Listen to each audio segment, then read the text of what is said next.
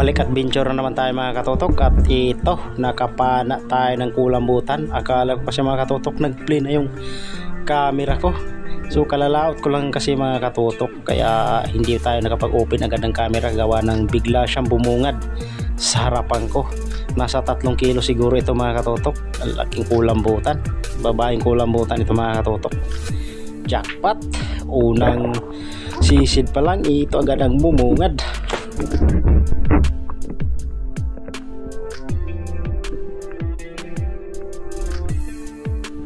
At pagdating natin sa bandang unahan, yun, 2 piraso magkatabi mga katutok. Pipili natin yung medyo mas malaki, sapol. At yung isa mga katutok ay pinapana ko yung kay Papa, yung papunta sa kanya. Yes, maliwanag kasi yung buwan mga katutok, kaya nagpapakita na naman ang kulambutan. Bali last season na siguro nila ito mga katutok, kasi March na.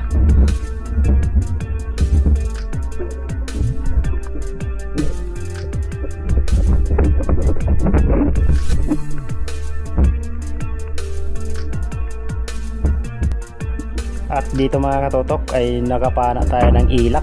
Hindi natin nabidyohan pagpana gawa ng sobrang ilap niya, napakaliwanag kasi ng buwan. So bali pinahabulan ko lang ito mga katutok sa pagpana. Kala ko kasi kung di natatamaan kasi napakalayo na, buti ay tinamaan naman, pero the place mga katutok.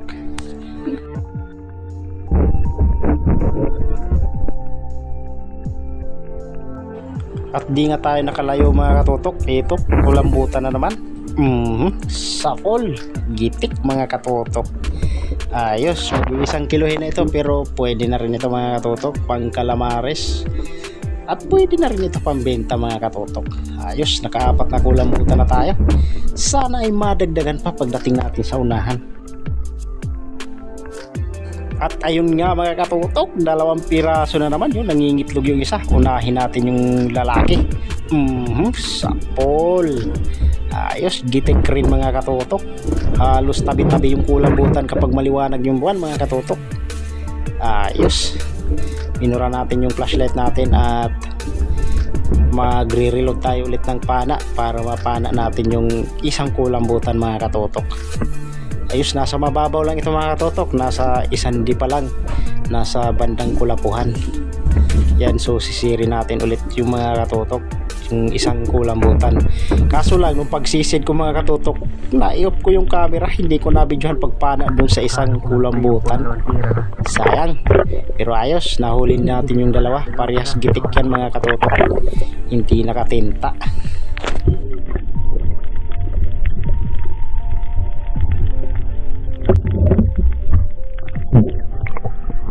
Tayo katutok, nagpalabas tayo ng hito malaki. Yung buwan palubog na.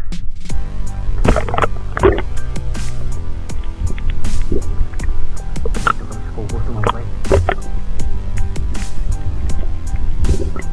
So parang hindi kayo matakot mga katutok pagpala ng hito. Tuturuan ko kayo kung paano. At dito nga mga katutok, tuturuan ko kayo kung paano tanggalin ang tinik ng hito, para may ideya naman po kayo mga katutok, para hindi na kayo matakot sa pagpagpana ng ganitong klaseng hito.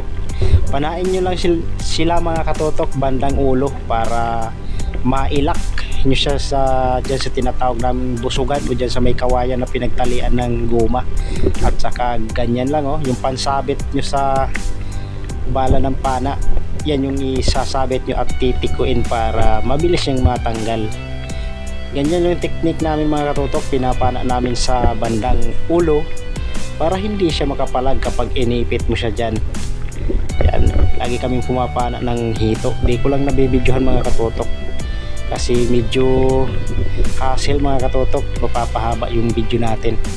Pero ito ay ituturo ko sa inyo kung paano tanggalin yung kanyang tinik. Ayos, tanggal lang mga katutok, ang dali lang. At ito na mga katutok, pagilid na tayo. Bali alas 4 na rin ito ng madaling araw at palutide na rin. At ito yung ating huli. Yan, 6 na pirasong kulambutan yung ating nahuli mga katutok. Yung isda natin ay 3 piraso lang. Isang talagbago, ilak at saka yung hito. Yung talagbago ay hindi ko na natin dyan. Yan mga katutok, so silipin natin yung mga huli namin dun sa gilid.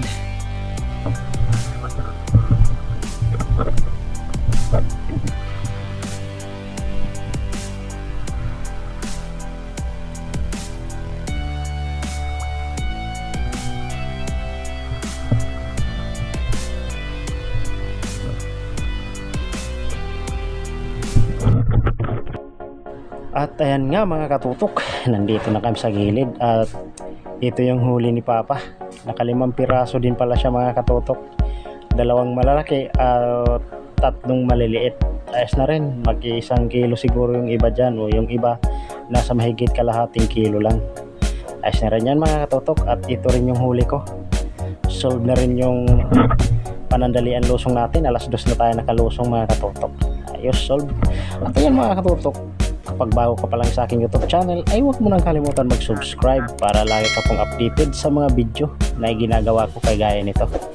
Yan, wala muna tayong shoutout mga katutok. Sa susunod na lang upload natin, gawa na sumasakit yung mata ko kapag matagal tayong nakababad sa cellphone. Ayan, thank you for watching po mga katutok, at abangan nyo po ang mga susunod kong upload dito sa aking YouTube channel.